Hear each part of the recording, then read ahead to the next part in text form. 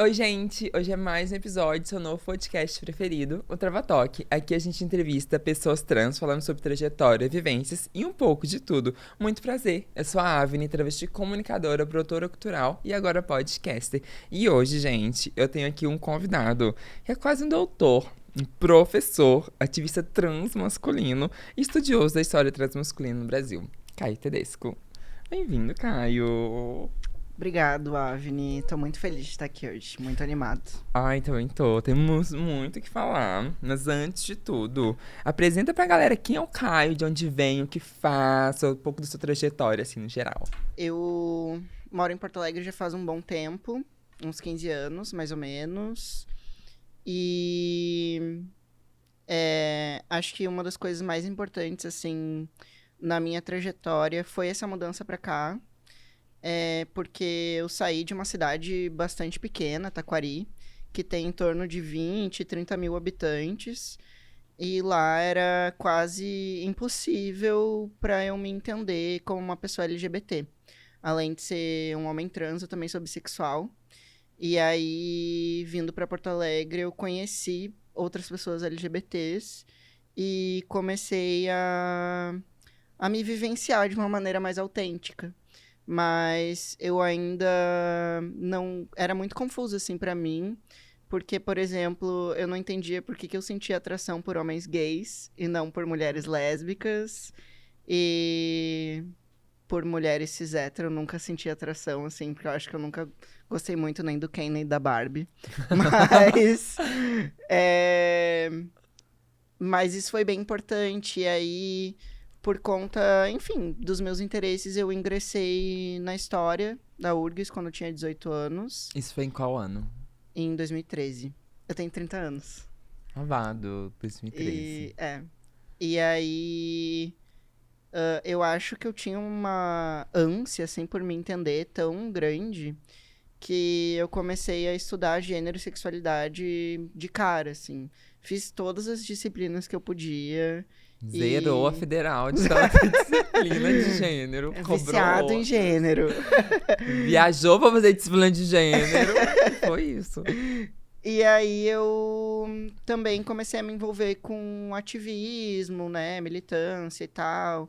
Primeiro com um movimento estudantil feminista era um coletivo chamado Tem Mulher na História.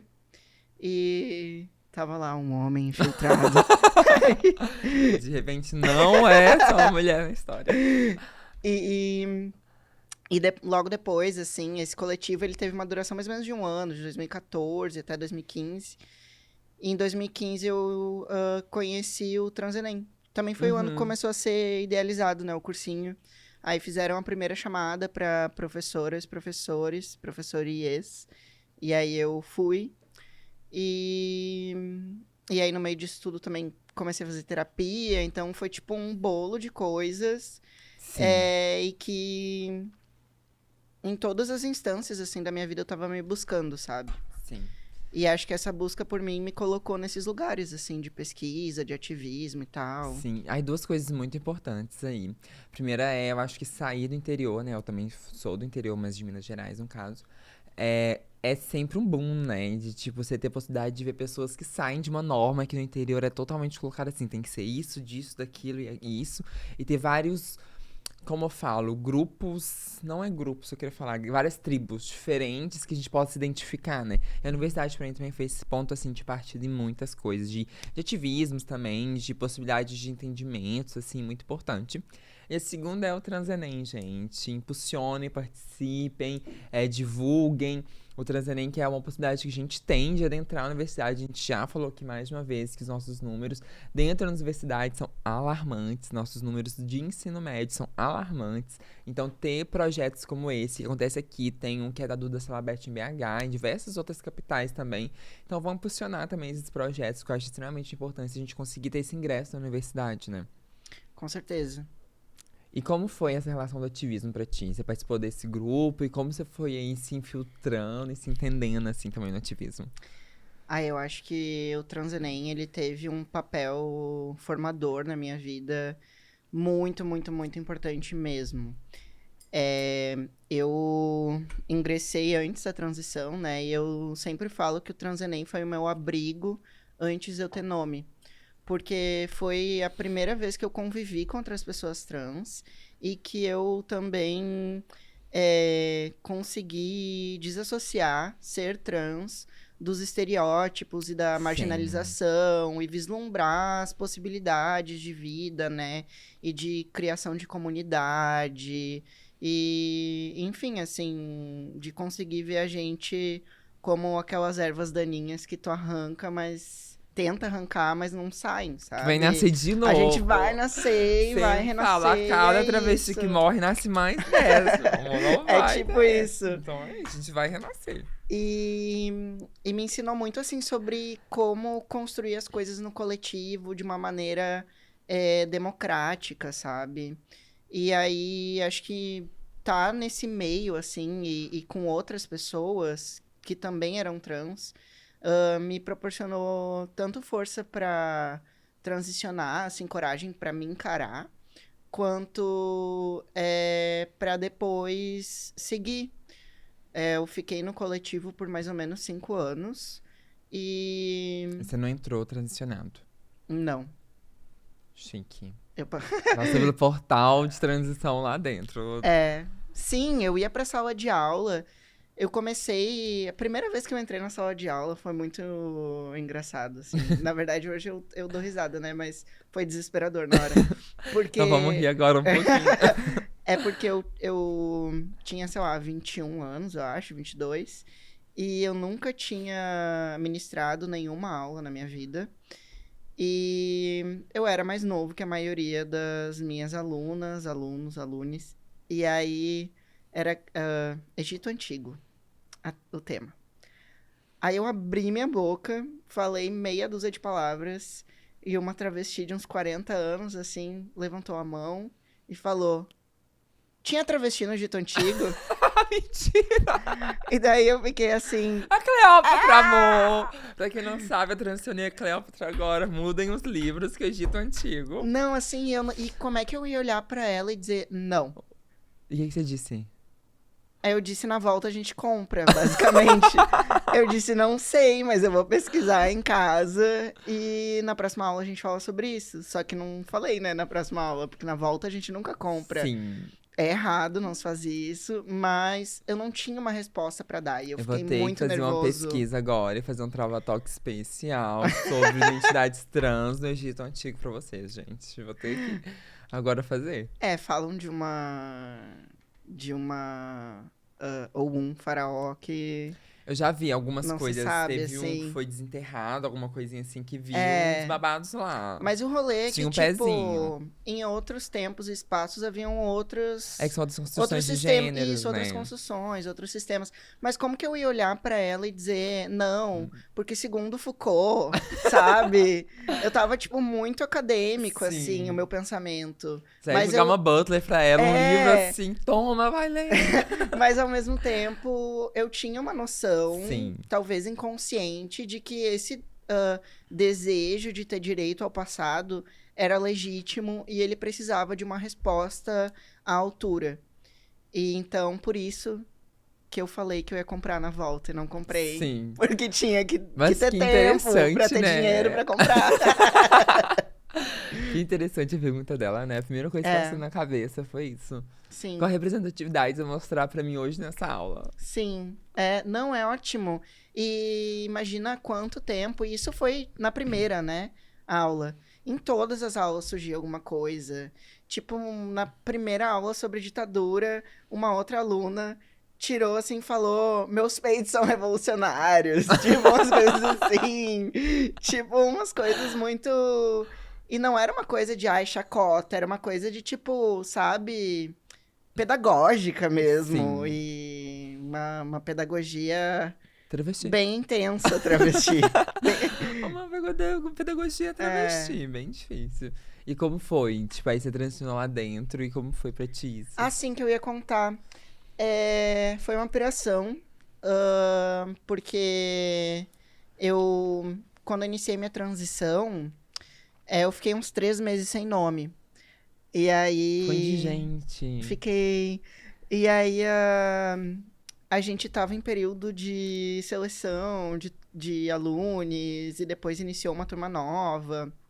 Porque no Transenem, que é uma coisa muito interessante, né? Como muitas pessoas trans não têm ensino médio completo, o Transenem ele oferece o pré-enseja, que é a prova para, enfim, para completar o ensino médio, e depois um pré-ENEM pré-vestibular. Uhum. Aí nesse meio a gente tava fazendo a seleção do pré-ENEM, e aí com a turma nova, tipo, chegava gente nova e falava: Ah, prazer, eu sou o professor de história, eu ainda não tenho nome.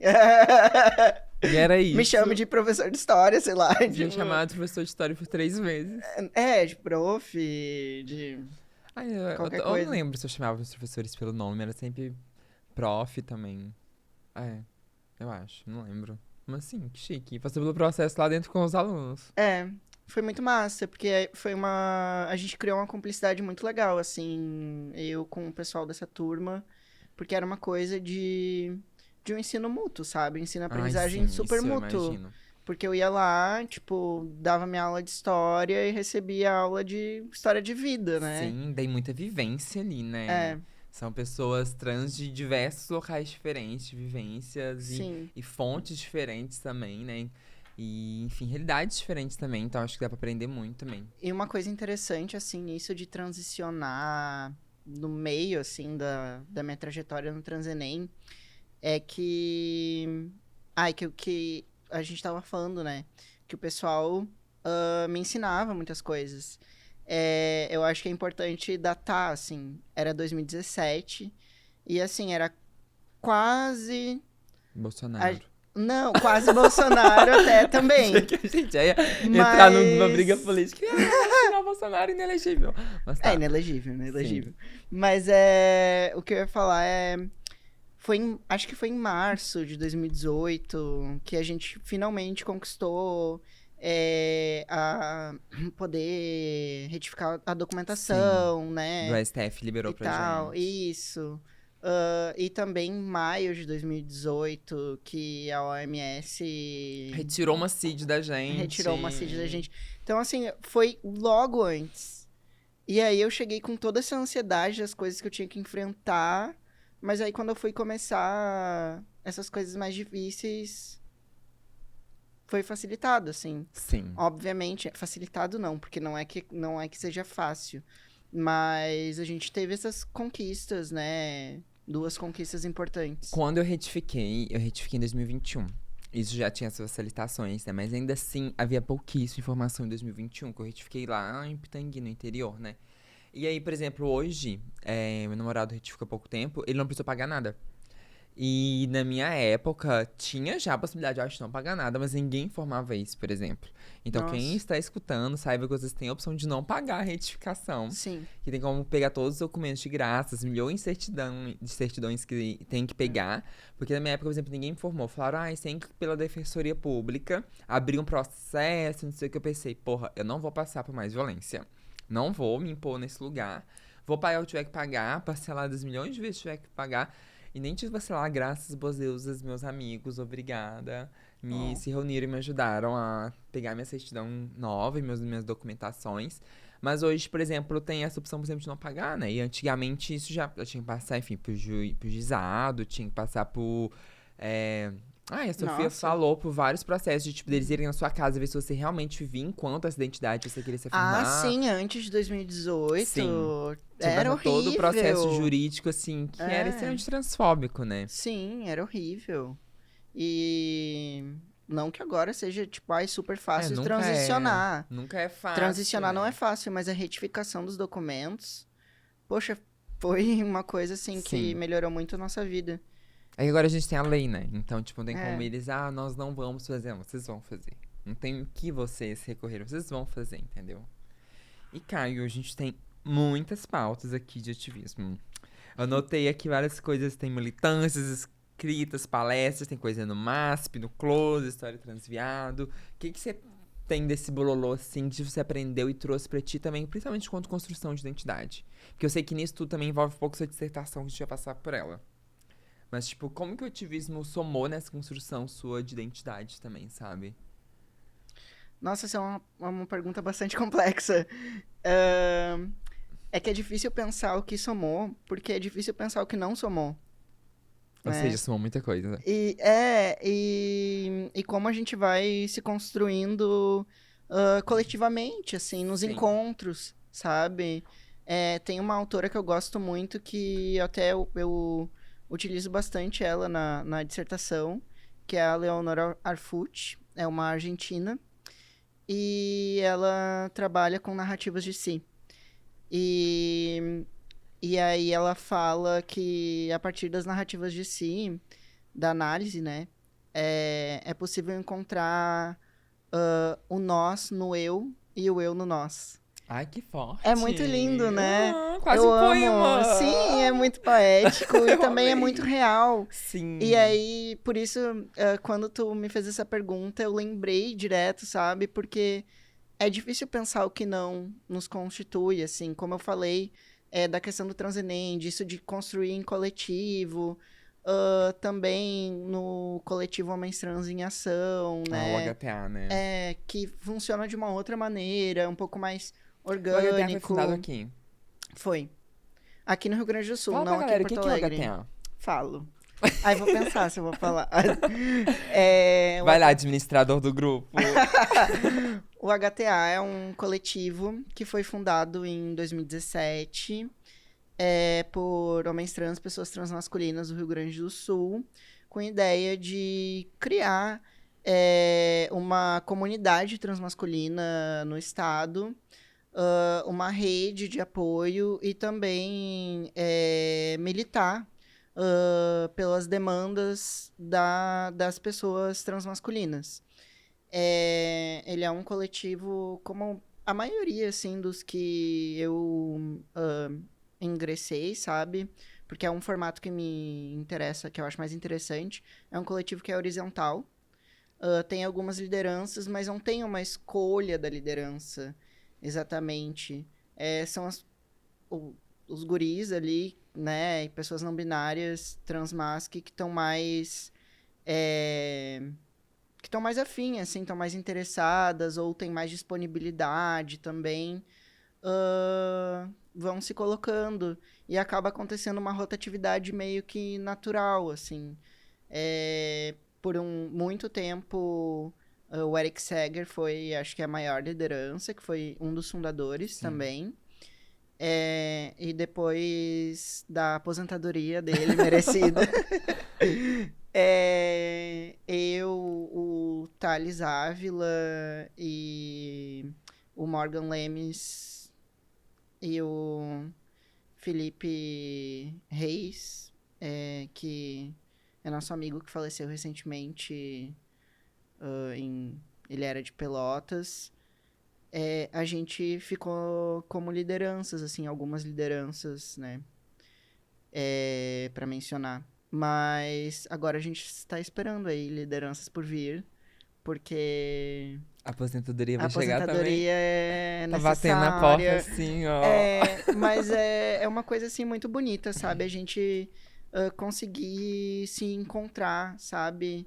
No outro. Sim. E conseguir encontrar o outro em si E vocês são muito mesmo. organizados, né? Tipo. Ai, obrigado. Não É sei porque, se a gente tipo, é. eu acho super, é porque eu vejo que, né, o movimento de transmasculinos tem uma organização maior do que parte do movimento de travestis, principalmente das travestis da minha geração. Das travestis Uhum. mais antigas, eu acho que tinha um movimento mais organizado do que algumas de hoje.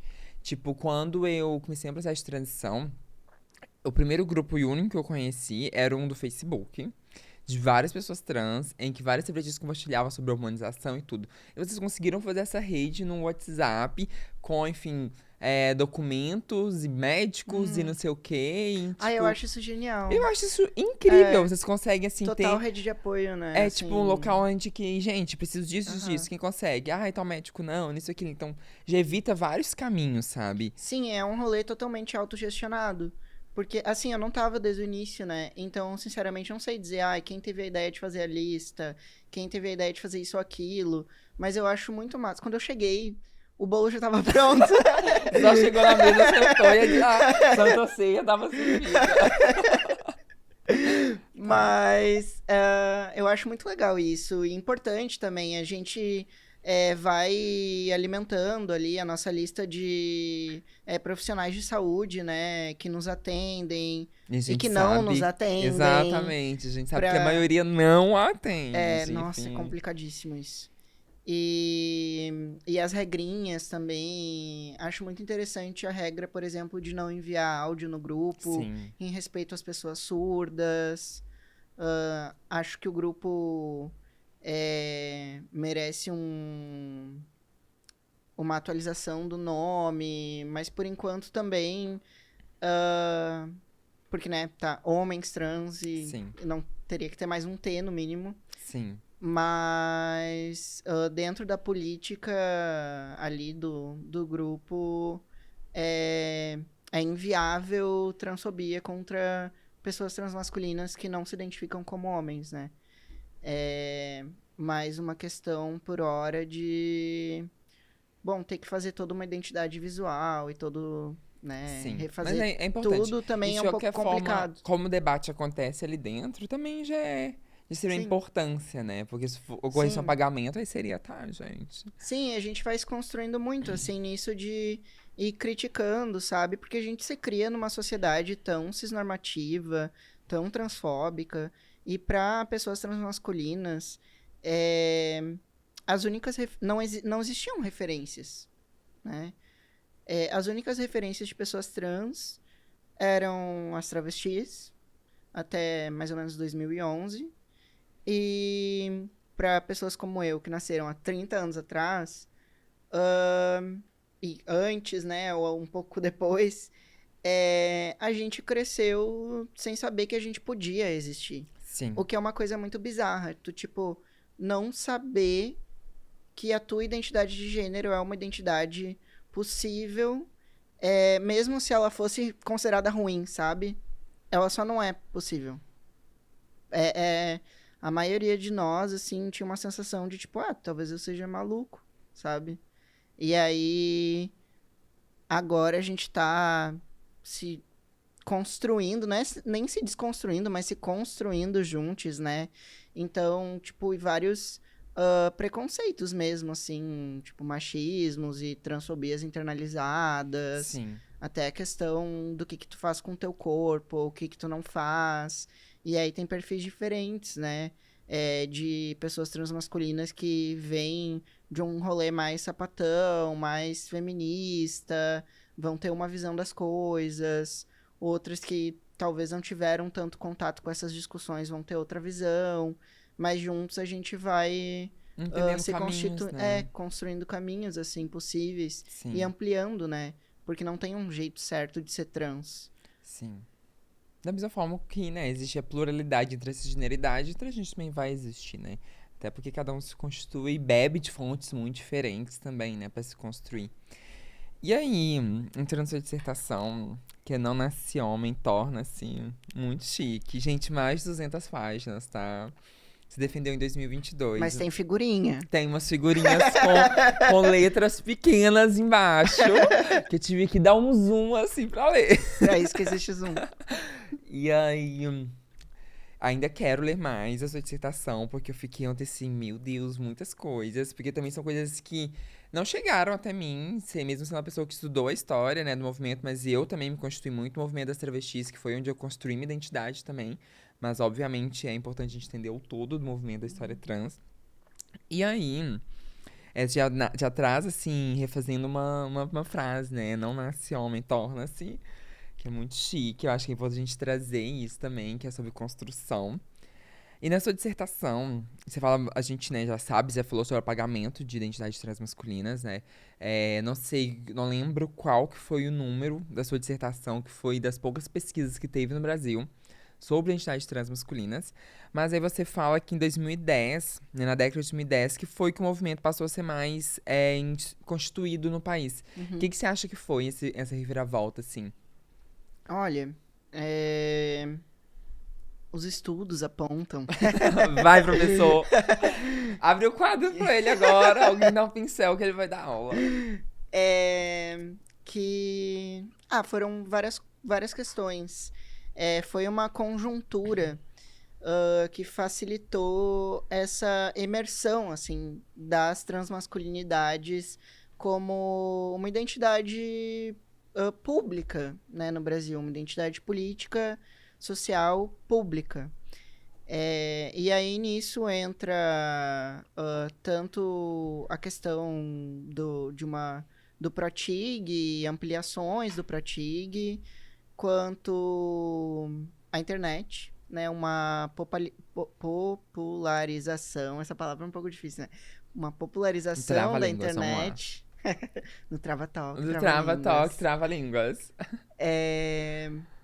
E aqui no Brasil, uma das questões importantes também foi a publicação da segunda autobiografia do João Walter Nery. E também, dentro do movimento LGBT mais amplo, as conferências, assim, encontros e tal, nos quais haviam grupos, né, em que tinham pessoas transmasculinas envolvidas. E aí, por exemplo, em 2012, teve uma conferência LGBT nacional, agora eu não vou lembrar o nome exato, Uhum. mas nessa conferência tava o Ray Carlos, se eu não me engano, que é um homem trans, ativista do Pará, político.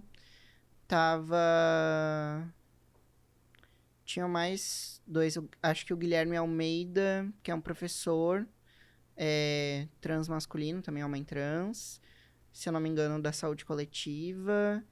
E tinha mais um. Mas enfim. E eles se encontraram, mais alguns, talvez. Agora eu não lembro muito bem.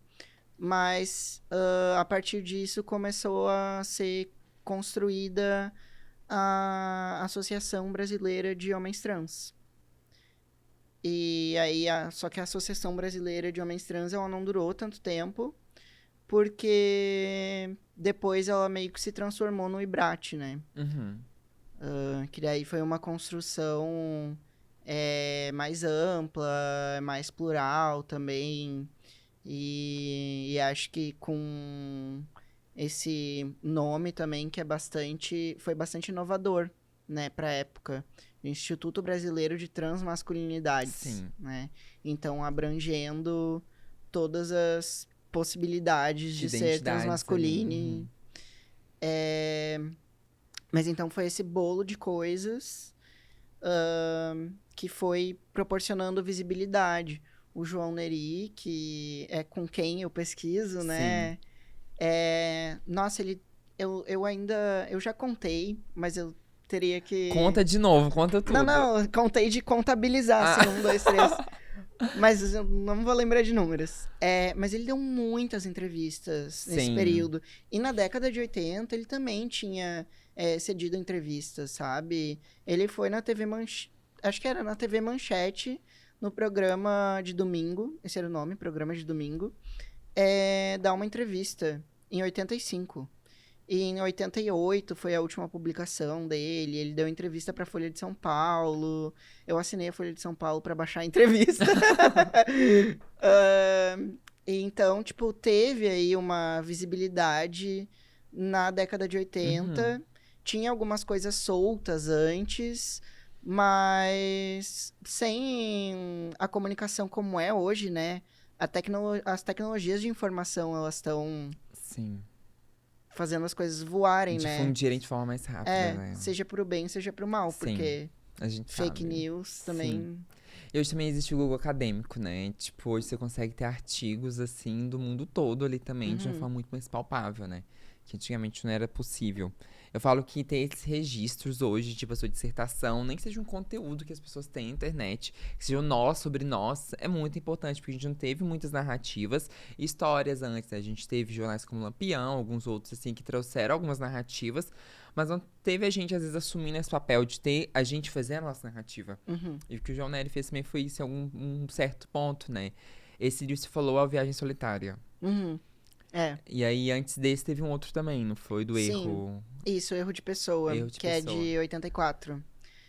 A Viagem Solitária é uma releitura do Erro de Pessoa, somado uns 30 anos posterior, Que chique. que ele ficou em anonimato, digamos assim. E uma coisa interessante é... Porque, assim, o João, ele foi o primeiro homem trans a publicar uma autobiografia na qual se relata um processo de transição no Brasil, né? E o primeiro homem trans endossexo a passar por procedimentos Sim. de transição de gênero corporais. E aí eu lembro, assim, que eu ficava me perguntando muito, tanto antes do mestrado, né, ali para fazer o projeto, quando eu conheci ele. Inclusive, eu decidi me assumir trans depois de uma conversa no Facebook com ele. Aham, em que Mentira! ele falou assim: você, você parece ter mais medo do que sabedoria.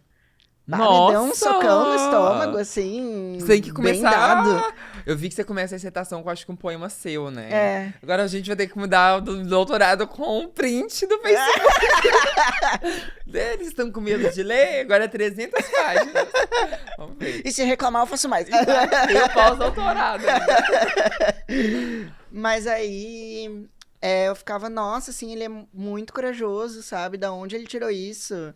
E aí agora no doutorado, com mais tempo, sem pandemia, porque eu fiz o meu mestrado na pandemia.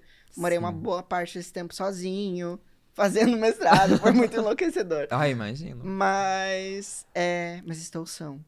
Será? Mas O olho piscando aqui, ó. Mas aí, enfim, com mais tempo e tal, já no finalzinho, assim, do doutorado, eu encontrei o nome de registro dele, masculino mesmo, né? Porque João Walter Neri era um codinome que ele teve que usar porque ele publicou Erro de Pessoa durante a ditadura militar. Sim. E aí eu descobri que ele foi pra TV Manchete porque a irmã dele trabalhava lá. Foi ela que entrevistou ele. Que é a Passada. Solange Bastos. E ela foi militante também nessa época da ditadura e tal. E aí eu descobri que o pai dele era aviador da Força Aérea Brasileira, que ele era uma liderança sindical e super progressista pela democracia. E ele foi exilado durante a ditadura. Que babado. Aham, no Uruguai. Então essa coisa de, tipo, dar a cara a tapa não veio Vem da família, do João né? aleatoriamente, né? Uhum. Exato, é uma coisa assim. Ele tava no meio, ele convivia com pessoas muito corajosas também. E, e aí agora eu tô descobrindo um pouquinho mais aí sobre Nossa, isso. como é que você arruma essas É. fontes? O que você tá fazendo? Tá aí no Ah, Uruguai? então. Que babado, porque tipo, são fontes É que muito eu sou antigas. escorpiano, não é porque eu sou Ah, tá. historiador. Entendi. Alguém bota fogo no diploma dele. Não tem só a Que certidão horror. de nascimento, porque lá tem a data de nascimento. Mas que babado. É. Que Não, tem que ter babado. persistência pra Ah, eu procurar. imagino. Mas o nome dele eu encontrei. Eu encontrei por acaso. Que babado. E antes do João, também antes desse livro do erro, teve algum outro trans masculino que escreveu algo também na mesma época, não teve? Sim, o Anderson Herzer. Isso. Mas ele não. Bom, infelizmente, ele foi mais uma pessoa transmasculina suicidada, né? Uhum. Então, ele morreu com 20 anos e ele mal conseguiu, assim, se vivenciar. Aí tem essa diferença entre um livro e outro, que um aborda a questão da institucionalização, né, infanto-juvenil e de toda a vulnerabilização de pessoas que nasceram com vagina e marginalizadas, inconformes de gênero, que, enfim, ele sofreu violência pelo próprio Estado, né? E acabou sendo suicidado muito, muito jovem. Sim, 20 anos. Aí as autobiografias, elas têm essas diferenças. Eu diria que as duas, elas são pioneiras, cada uma à sua forma, sabe? Sim. Vamos fazer um beabá pra galera que tá assistindo, porque imagino que tem muitas pessoas cis, também tem pessoas trans também, o que sejam esse processo de identificação também. O que que é pra você identidade transmasculina? Traz pra galera. Vai, pesquisador. Ai, ela só pergunta coisa difícil. Hoje ela tá enfesada comigo. O que é identidade transmasculina?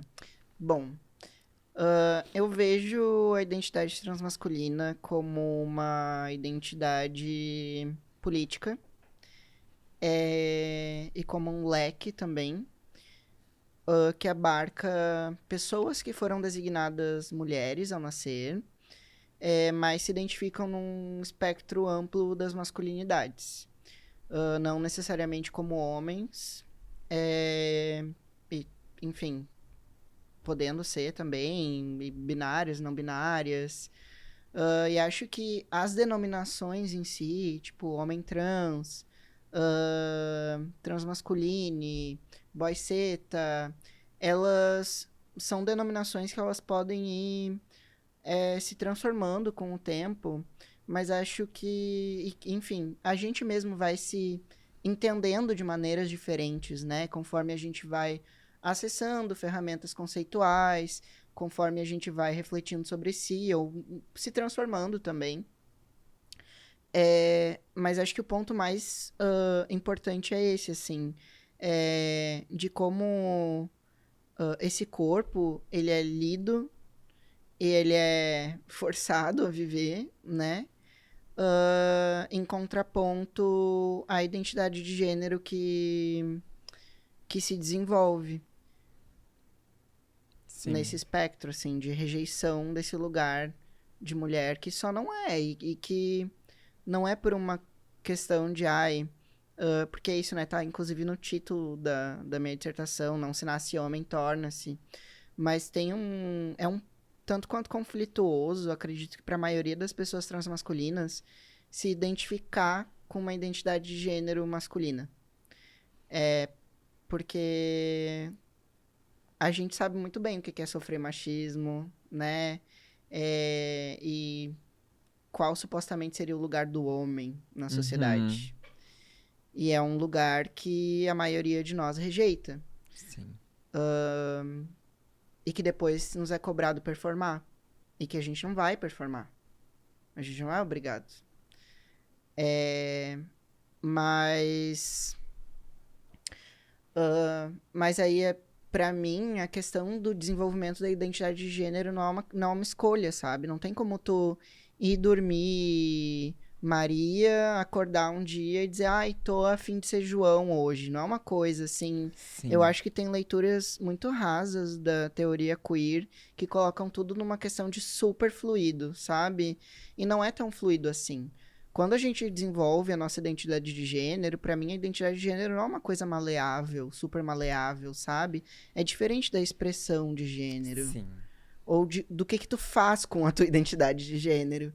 Mas a partir do momento em que tu desenvolve a tua identidade de gênero, ao meu ver, tu tem duas escolhas. Ou tu vai ao encontro de ti, ou tu se afasta de ti. E esse afastamento vai ter sintomas, como depressão.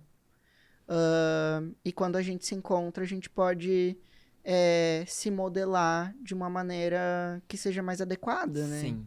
Existe um grande mito social, né, de que é muito fácil transicionar, como fosse a coisa mais simples do mundo, e se como fosse a coisa que envolvesse cirurgias, né? A gente vai se transicionar a partir de procedimentos estéticos, diversas outras coisas. Mas eu tenho pra mim, por exemplo, minha construção de identidade, ela vai ser eterna. Eu acho que eu vou a cada dia me entender, me construir a partir das mulheridades que estão no meu entorno, né? A partir das travestilidades que vão estar no meu entorno também, que são dessas fontes que eu bebo. Quando eu comecei meu processo de transição e eu me entendi uma travesti, eu passei pelo processo de me entender uma pessoa não binária primeiro. E aí eu vi que, não era o suficiente estar nesse local, mas eu me vi enquanto uma travesti em questão de identidade política também, identidade de gênero. Eu falei, porra, não tem como eu me construir, até porque já soltei a polêmica que eu não acho que pessoas trans são binárias, não tem a possibilidade. Mas eu vivo a ballroom, né? E aí eu fiquei, vou beber de onde eu tô. Então, como tem outras travestis ali, eu vou beber delas. Vou beber da construção delas, vou beber do que elas também abriram caminhos em questão de expressão, de gênero, de construção. Não tem como negligenciar o que é construído socialmente. Isso pra mim também é uma utopia gigantesca. Tipo, roupas, cabelos, são coisas, são signos sociais que foram construídos socialmente pra ter uma leitura feminina que faz parte de mim, que eu gosto também. Não quis Não são negligenciar. necessariamente ruins. Não são necessariamente ruins, mas a gente tem coisas que a gente pode rejeitar. Né, que são construídas pela cisgeneridade, que também não vai caber a gente. E Sim. é isso também, sabe? É beber dessas fontes e saber que a construção vai ser eterna. Não vai ser, tipo, simples e fácil. É dolorosa em muitos pontos, mas também é uma delícia quando você começa a se construir e ver esses processos acontecendo em coletividade, sabe? Sim, eu gosto muito da ideia de euforia de gênero. Sim. E acho que a gente encontra muito isso quando a gente se encontra, né? E é uma puberdade nova, né? Também, tipo... Sei lá, meu cabelo é a minha maior euforia de gênero. Então, quando eu vou, por exemplo, num salão... Eu fico tipo, meu Deus, eu vou no salão cortar meu cabelo, que é tudo que eu queria quando era nova. E agora eu posso fazer isso. E aí sempre eu vejo o namorado, vem no barbeiro, pra ele é uma coisa tipo... Ai, eu vou no barbeiro. Eu ia falar isso. Então, tipo, tem esses momentos assim, sabe? Que gera euforia. E o que eu tava falando, assim, eu fiquei lembrando, né? Porque eu acho que faltou exemplificar. Tipo, eu lembro quando eu tinha 3 anos, de eu olhar, era janeiro, tava super quente, e aí de eu olhar pro meu pai, ele tá sem camisa, e eu pensar, bom, se eu sou igual a ele, eu também posso tirar a minha. Eu tirei minha camiseta. Minha mãe veio e falou, coloca uma camiseta. Daí eu falei, por quê? Daí ela falou, porque tu é menina e não menino. E eu fiquei assim... Não sei como eu pensei, né? Mas eu sei o sentimento. Fiquei assim, estou chocado. Como assim? Esse tempo todo de 3 anos de vida... eu tava entendendo... Quase na aposentadoria. Eu tava entendendo tudo errado. Sim. E aí eu fui me colocando numa caixinha cada vez mais. A primeira violência de e gênero, até que né? eu esqueci, tipo, eu demorei 3 meses pra me nomear Caio. Mas essa semana eu recebi um e-mail do Google de que o meu e-mail chamado Caio Montes, que era o meu fake de quando eu tinha 10 anos, Mentira! estava sendo excluído. Então eu já tinha me autonomeado Caio. Você já era Mas Caio eu não muito tempo lembrava. antes. Sim, é muito maluco isso, né? E por isso eu falo, assim... eu critiquei o ser acadêmico demais na sala de aula, mas acho que vale a pena citar autorias e livros interessantes. Eu gosto muito de um livro da Butler que se chama Relatar a Si Mesmo, e em que ela não fala sobre gênero, mas ela fala sobre memória e sobre subjetivação, subjetividade e os limites da gente conseguir narrar a si mesmo, né? Lembrar e narrar. E tem um momento ali no início da nossa vida do qual a gente nunca vai conseguir acessar, mas ao mesmo tempo a gente nunca vai escapar dele. Sim.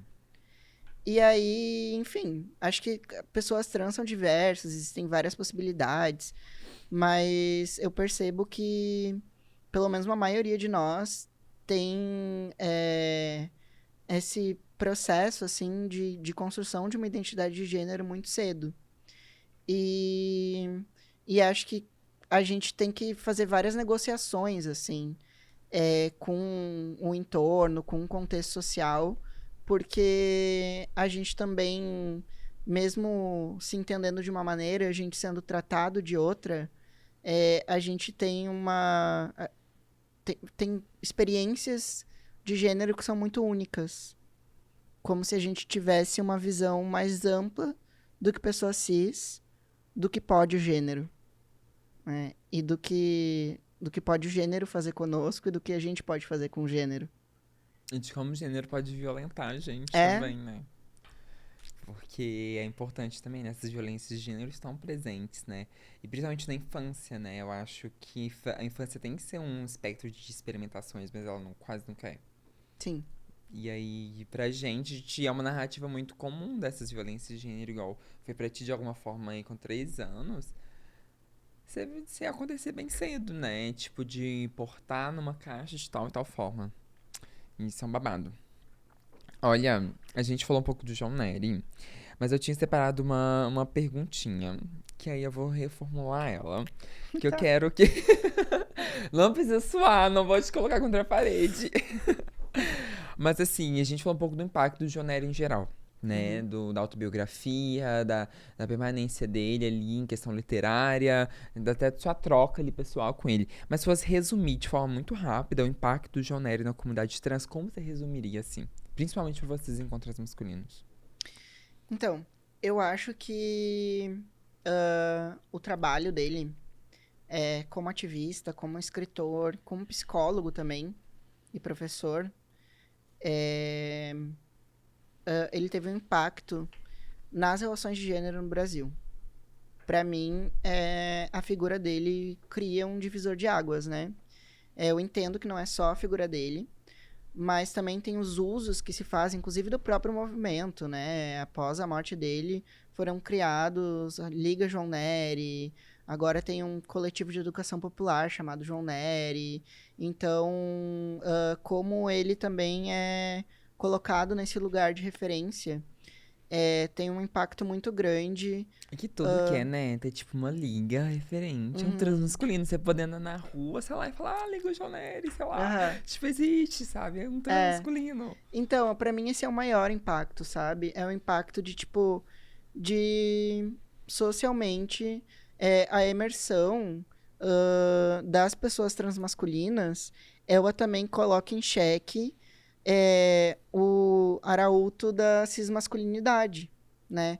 Porque pensando em masculinidades, ser homem é uma coisa muito difícil, não no sentido de homens sofrem muito, não é isso que eu quero dizer, mas é chegar no modelo de homem ideal. É Viril, de muito todas as formas, assim, que a difícil. sociedade Tem, cobra. tem muitas disputas entre as masculinidades. A masculinidade, a violência é para ser uma coisa inerente, né? Óbvio que não é inerente, não, que não é natural, mas é naturalizada, né? Então é construída essa naturalização, essa ideia de que é natural, de que tem que ser, que tem que ensinar os meninos a serem fortes, a isso e Não aquilo. pode chorar. E aí a gente chegar e dizer, olha, eu sou homem também, ou mas eu também performo masculinidade, eu sou uma pessoa transmasculina, sabe? E tipo de buceta, menstruando, podendo gestar. Isso pra mim é muito revolucionário, sabe? E acaba jogando na cara, assim, é uma coisa de chutar o pé na porta da cisgeneridade, tipo, os machos cis vão ter que se comportar, Sim. sabe? Um susto pra eles de tudo que É, eu cresci era tudo uma mentira. Não existe só essa possibilidade de sim. homem no mundo. Tipo, não é teu pauzinho de ouro que te faz Sim, homem, sabe? exatamente. Nada te faz homem, na verdade, é isso. Nada faz um homem homem. Sim, que babado. Chique, tem, gente. Icon, The Icon, John Nery, Legacies. E Kai seleciona ainda, Então, eventualmente, me contratem. eventualmente. Jogando currículo, gente. Agora, eu não leciono em nenhum lugar em particular. Uhum. Eu me afastei do Transenem para focar na pesquisa. É, E aí, enfim, fiz estágio de docência e tal. Ministrei uma cadeira na faculdade, foi Que tão legal. chique! Aham. E o mais legal é que, assim, eu fiz a minha graduação sendo a única pessoa trans.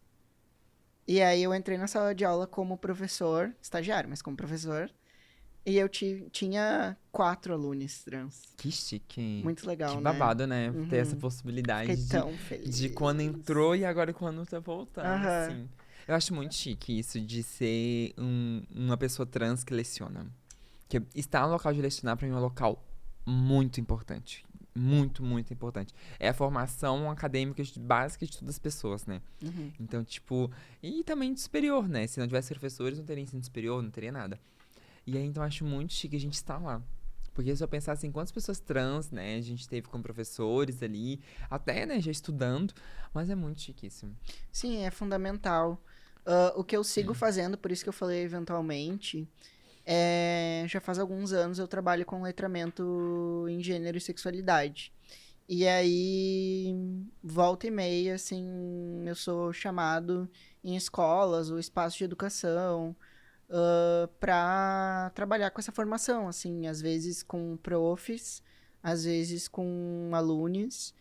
E a última vez que eu fui foi. Aí geralmente. Eu ia dizer da última vez, mas eu lembrei de outras. Geralmente é porque tem alguma alune trans e acontece alguma coisa, alguma questão de transfobia. E aí, o que é foda também, Tem né? esperar Nos chegar nesse chamarem. lugar, né? Porque não tem que acontecer transfobia pra ter letramento. Sim. Tem que ter letramento sempre, E não é sabe? só o momento, né, gente? Troca equipe, existe letramento. Exato. Não, e tem que ter formação continuada. Sim. E, enfim, mas esse trabalho eu acho que é fundamental. Espero que cada vez mais tenham docentes trans por aí também nas escolas pra ir dirimindo, assim, né? E eu acho que Difundindo. é uma possibilidade de mudar a narrativa, sabe? Quando você tem alguém que tá te ensinando, é um local muito poderoso socialmente.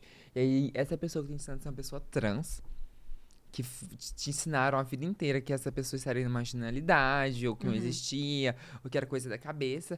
Aí, em algum momento, você tá tendo aula com uma pessoa trans, tipo, essa professora ali. E aí, tipo, isso muda o viés de narrativa, né? uhum, Você começa a falar num almoço de domingo que seu professor ali é incrível e é uma pessoa trans. uhum. É, eu trabalhei como professor de história na educação patrimonial no Memorial do Rio Grande do Sul. E aí foi uma experiência muito interessante.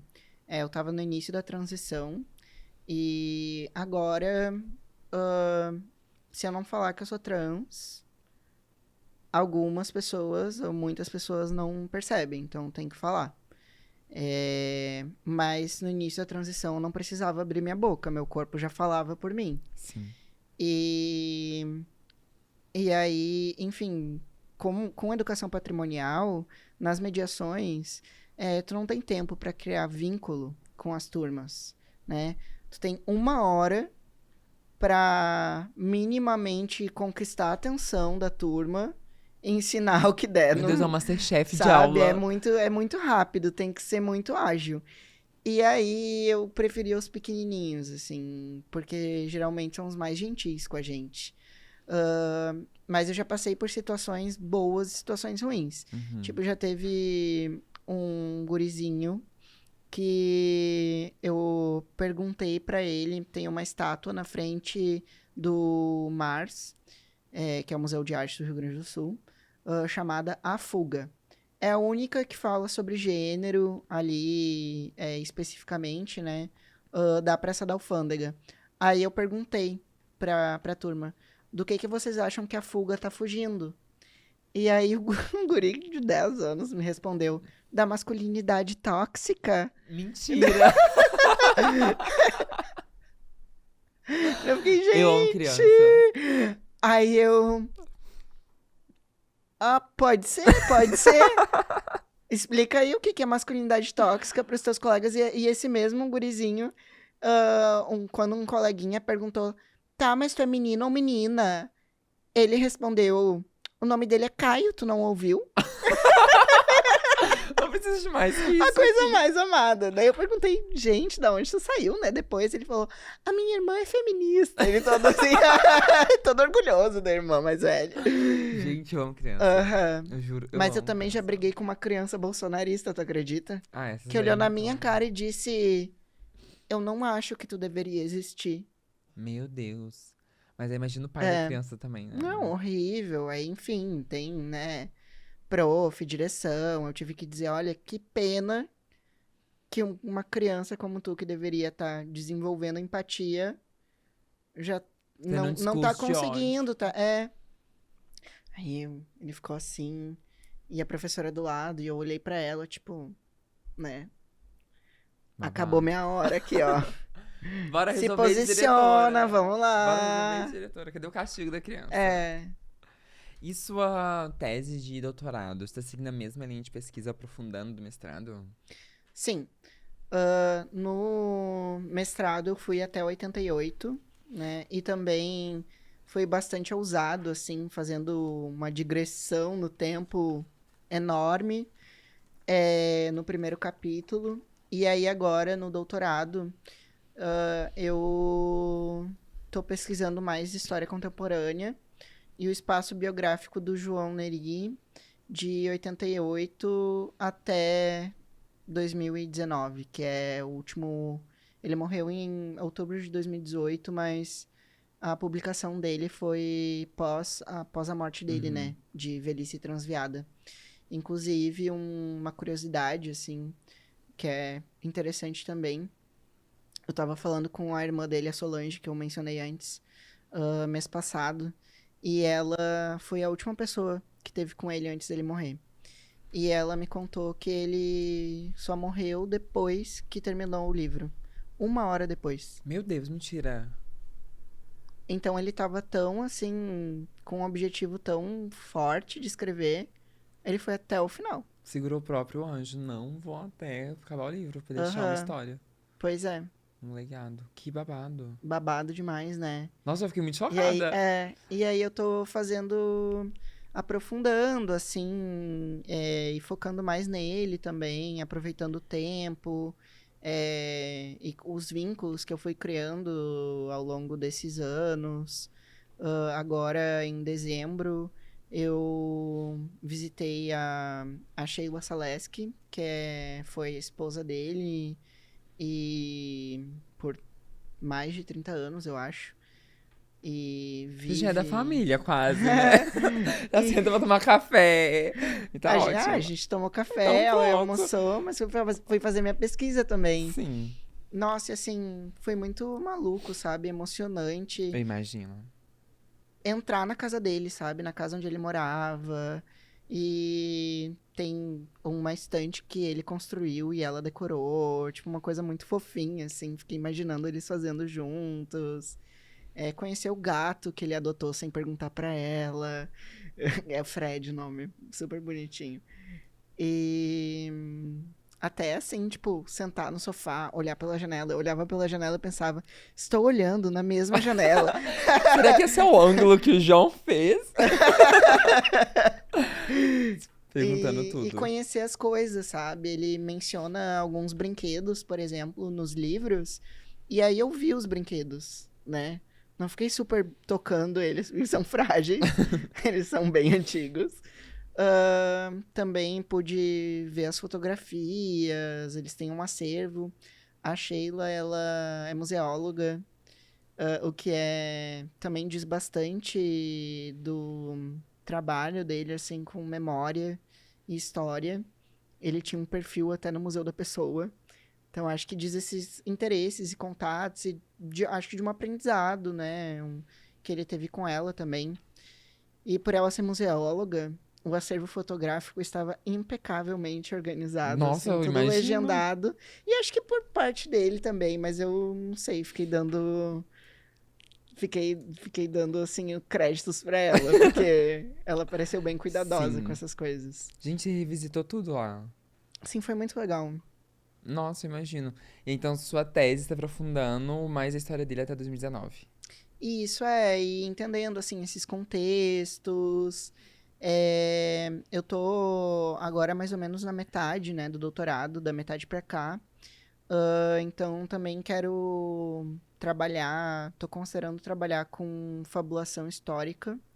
Eu fiz um teste para um capítulo de um livro que vai se chamar, talvez, História das Masculinidades no Brasil. Aí eu escrevi um capítulo sobre transmasculinidades, em que eu já fiz uma fabulação histórica, que é um método de pesquisa e escrita histórica, que te permite fabular um pouco. E mais no campo da especulação, sabe? Também para tornar a narrativa mais palatável, digamos assim. E é uma coisa que me interessa bastante, sabe? Eu adoro escrever. E acho que a gente precisa de um trabalho em história forte, assim, para as transmasculinidades.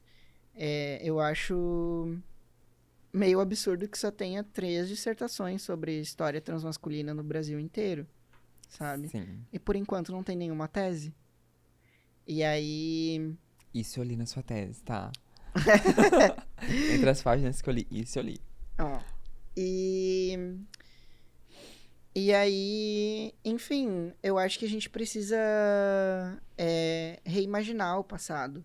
Porque, que nem, né, a gente tava rindo e tal, da pergunta, tem travesti no Egito Antigo?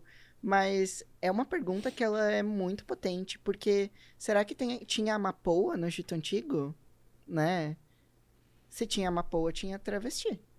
Tipo Por que não, assim, né? Não com né? o nome de Por que que travestis, a mas gente vamos nomear como travestis, mas mas por que que a outros gente nomes. naturaliza a cisgeneridade? Sim. Sabe? Como se sempre tivessem pessoas trans. E a forma como a gente olha para o passado e como a gente caracteriza, categoriza, e como a gente imagina o passado no imaginário social sobre o passado hegemônico, não existiam pessoas trans no passado. Era todo mundo cis, hétero, aí de repente alguém desmunhecou, né? Uma sapatona aí surgiu. E daí, a partir, sei lá, de 1950 pra cá, pessoas resolveram fazer cirurgias pra mudar de sexo. Esse é o imaginário, Sim. sabe? É o imaginário que ele é simplista, ele Bem é. raso em muitos Ele é, pontos. ele é muito raso, ele é um imaginário porco, sabe? E, tipo, relaxado. Tu não pensa com sofisticação sobre o passado, com a complexidade necessária. E se gênero é um construto sociohistórico, a cisgeneridade também é. Se a transgeneridade vai ser historicizada, a cisgeneridade também tem que ser. E aí, ups, me empolguei. Aí nisso eu entro na questão da fabulação. Porque, bom, a partir do João, eu tenho acesso a muitas fontes mesmo. Mas do João, da trajetória dele, Sim. da família dele e tudo mais, de amizades, mas que vão circundar essa trajetória. Que é importante, sim, fundamental. Porém, eu não acho legal essa coisa de. Parece que ele foi o primeiro e era o único até, Uhum. sabe, a surgir. Ele teve o seu pioneirismo, o seu papel, mas tiveram pessoas que não tiveram as mesmas oportunidades que ele, que não tiveram a mesma educação que ele, que não vieram de um seio familiar muito particular que ele veio, de ter acesso econômico, né, de ensino, e também que não é só de um ensino de ser letrado, mas ele era alfabetizado, no caso, né? Mas ele era letrado em termos políticos também. Então, isso é muito raro. Né? Então, assim, a partir de outras... Eu pretendo, a partir de outros lampejos, assim, de fontes históricas, fabular sobre outras transmasculinidades possíveis no passado brasileiro. Mas Ai, isso é um tanto incrível. quanto complexo. Vamos ver se meu orientador deixa, ele ainda não sabe. A gente já tá pedindo aqui, ó, ao vivo. O Travatalk Benito. inteiro tá aqui, ó, pedindo pra fabular. A gente quer transmasculino no Egito. Então, assim, em todo o passado, a gente quer transmasculino aí vivendo até antes da ditadura. Então, ó, vamos fabular isso, vamos fabular. Ai, achei muito chique, gostei. Quando sair essa publicação, poste pra eu ver também, que eu quero ver. Tá, vai demorar um pouco, tá? Tu vai esperar, vai ter paciência. Oh, Deus, tô me mandando rascunho antes. Agora, meu e-mail é contato ave. Pode enviar pra eu ler isso antes. E aí, a gente passou. Ai, a gente deixa de levantar muitas pautas, né? Fofocando. A gente falou um pouco sobre ações do. Enfim, passamos algum momento falando sobre feminismos, né? E aí, até do seu vínculo no início, assim, no ativismo e tal. E a gente sabe que o movimento feminista, para nós pessoas trans no geral, ele pode ser um pouco excludente, né? Para nós, identidades transfemininas, e também para vocês, identidades transmasculinas, né? Porque existem debates que estão entre vocês que deveriam acontecer também dentro do feminismo. Então, você quer trazer um pouquinho pra gente da importância também do feminismo debater, tipo, a existência de vocês, necessidade de vocês também, e não, tipo, que o que eu sinto é que a partir do momento que vocês transicionam, apagam, né, o passado de vocês, a construção antiga de vocês são homens a partir de lá, Uhum, que são que elas lutam contra, e uhum, existem outras demandas que batem, né, entre uhum. vocês, assim. Nossa, assim, vou te dizer que eu tinha um medo de ser tirado pra vir a casaca e me tornar inimigo das minhas amigas da história, Sim. assim. Não foi o que aconteceu. Deu certo. As Essas aí, gurias foram então, legais. abraçaram. São as boas Elas foram legais. feministas. Não foram transfóbicas, mas poderiam ter sido, né? E foi um medo legítimo, eu acho.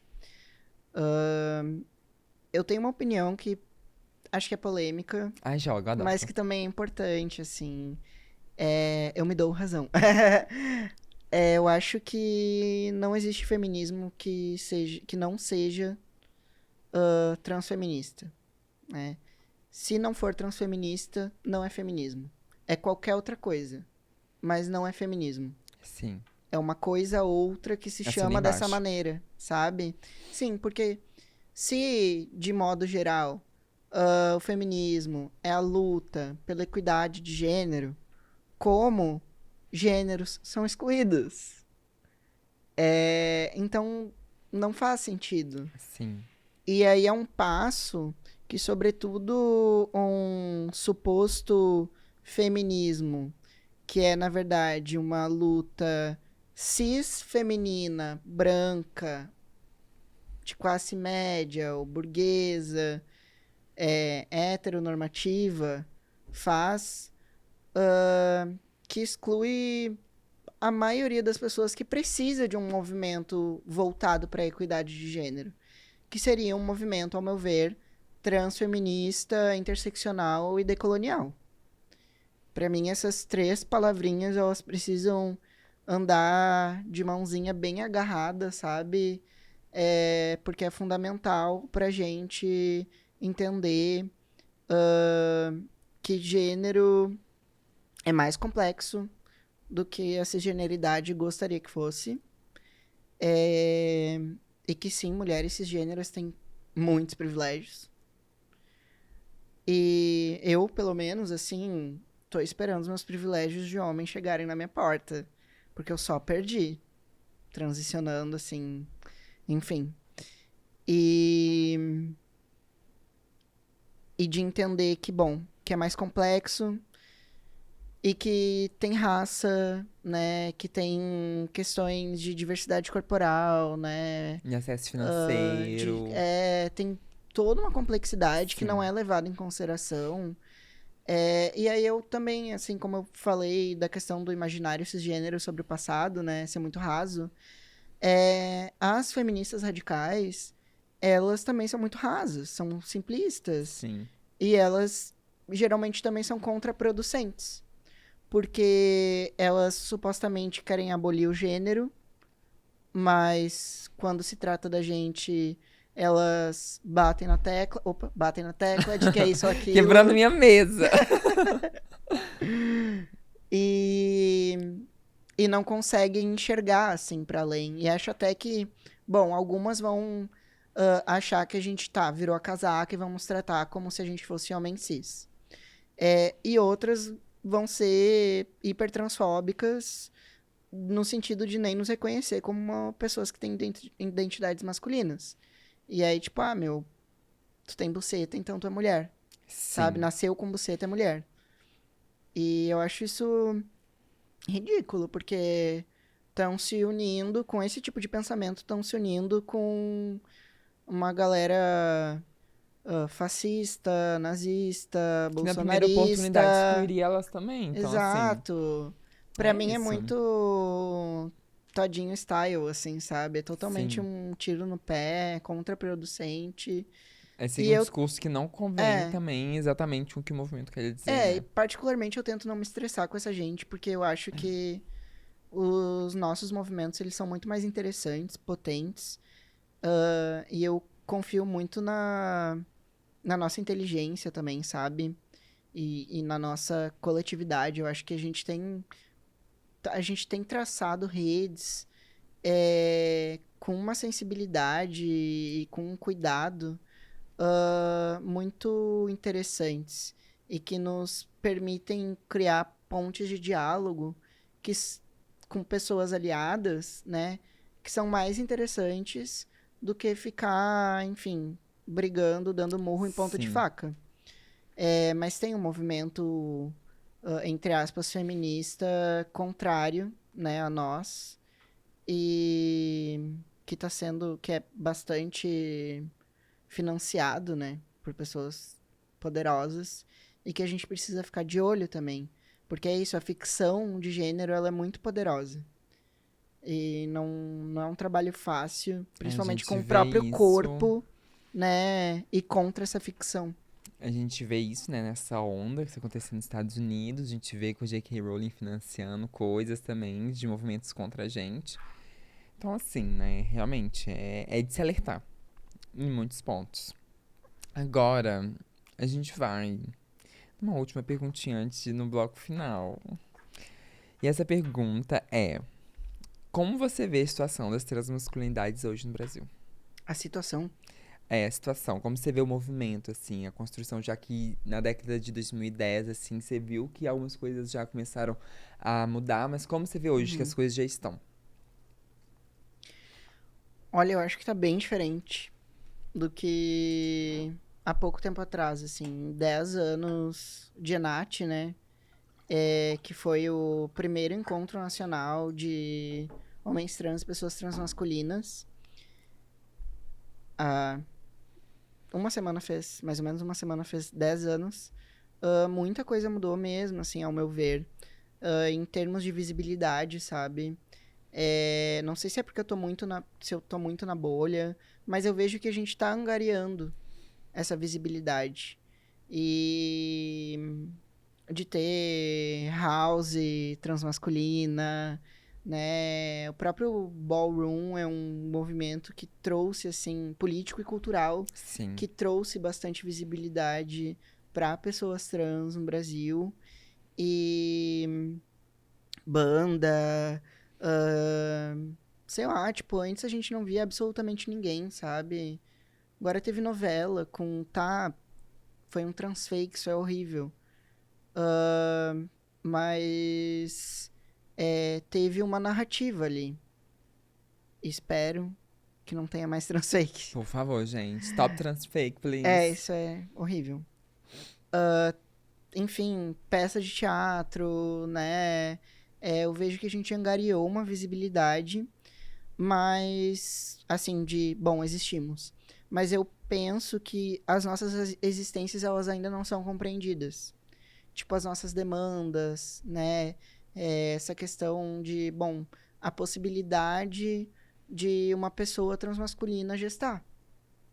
Porque daí pegam e olham pra gente e falam: tá, mas tu não virou homem agora pra engravidar, né? Tipo, Sim, como falam, né? Não que é o que eu penso. Então, acho que tem uma dissonância aí entre as visibilidades. Bom, existimos, estamos aqui. Essa é uma questão que precisa ser reiterada, mas o como existimos, quem nós somos, o que queremos, né? E toda a pluralidade, assim, eu acho que isso é uma coisa ainda por conquistar. E aí, já juntando com a pergunta anterior sobre o movimento feminista, né, das pautas em comum, a legalização do aborto é uma pauta que é nossa também, que é super sim, importante e que a gente é simplesmente excluído, né? Os acessos à saúde obstétrica, ginecológica, é super complexo pra gente. sim. E em Então, debates tem também que envolvem, por exemplo, pobreza menstrual e outros também debates, total, tipo, não incluem a vivência de vocês, né? Então, total. Então, a gente conquistou um pouco de visibilidade, diria assim, mas falta, e só uma parcela da sociedade saber que a gente existe não significa que compreendam a nossa existência. sim, sim. Babado. Que chique. E agora a gente vai pro quadro final. Bom, pra quem não conhece o Trava Talk, sempre temos um quadrozinho no final. E hoje o Caio vai participar de um bate-volta. Então, vou te fazer várias perguntas e vai responder o que vai vir na sua cabeça. Eu sempre quis fazer isso. É! Sim. Então a gente vai fazer isso agora. E vamos começar. O nome, Ai, o nome caiu, pensei em mim mesmo. um filme, Que horas ela volta, foi o que eu pensei. uma cor, Azul. uma cidade, Porto Alegre. Um momento. Ai, um momento. Meu Deus, minha formatura. Uma meta pra 2025. Qualificar. Um signo. Escorpião. Uma comida. É... Falando tudo sobre você, né? Sim. Uma comida. Panqueca. Uma cidade. Já falei, né? Ah, É. então um estado. Eu vou lembrar de onde eu tô, Rio Grande do Sul. Oh, Deus. Um país. Brasil, a primeira coisa que vai vir na minha cabeça é isso. Se você pudesse jantar qualquer pessoa, viva ou morta, quem seria? Ah, eu ia adorar jantar com o João. Eu sabia. Uma palavra que te define. Perseverança. Um conselho bom que já recebeu. Deixa eu ver. Você parece ter mais medo do que sabedoria. Um conselho ruim. Um conselho ruim. Ai, meu Deus. Ai, não sei se eu já recebi, assim, um super conselho ruim. Ai, não é possível. Eu Você tem esqueci. 30 anos, você recebeu conselho Não, ruim. mas assim, com certeza, eu esqueci, descartei da memória. Tá bom. Era tão ruim que eu não quis saber. Tá. Ok, vamos aceitar isso como resposta. Uma bebida. Uma bebida, cerveja. Um meme. Um meme aquele da Nazaré fazendo conta. Ah, eu adoro esse. As coisinhas só surgindo em cima do triângulo. É. E é isso. Esse foi nosso episódio. Muito obrigada, Caio, por ter participado. Espero que tenham gostado. Fala suas redes pra galera te seguir, te acompanhar. Tá. Muito obrigado também. Fiquei muito feliz. Conseguimos ir até o final e ninguém morreu, que alegria. Só quebramos um copo, Caio quebrou a mesa, mas tá tudo bem. E obrigado pelo teu trabalho, que é muito importante. Vejo muita potência também. Acho que é parte disso tudo que a gente tava falando, né? De transformação social. Sim. E minhas redes são... o Instagram é Caio Tetodesco. O Linktree, acho que é Caio Tedesco. Mas no Instagram se encontra E onde a todo o galera acha a resto. sua dissertação? Tá no seu Linktree e onde mais? Tá também no repositório digital da URGS. E aí é só procurar pelo meu nome ou pelo título. O título é Não Se Nasce Homem, Torna-se: A Emergência das Transmasculinidades e o Espaço Biográfico de João Walter Neri. Anotaram? Tiraram print! Então é isso, gente. Sigam também Trava Talk nas redes. É muito importante vocês seguirem a gente no Spotify, no YouTube, dar like, compartilhar. Vamos disseminar esse podcast que é só de pessoas trans. A gente consegue fazer nossas próprias narrativas. Um beijão. Estamos quase ao fim. Esse já é o episódio 6. Falta só o 7 e 8. Então um beijão e até a próxima, hein?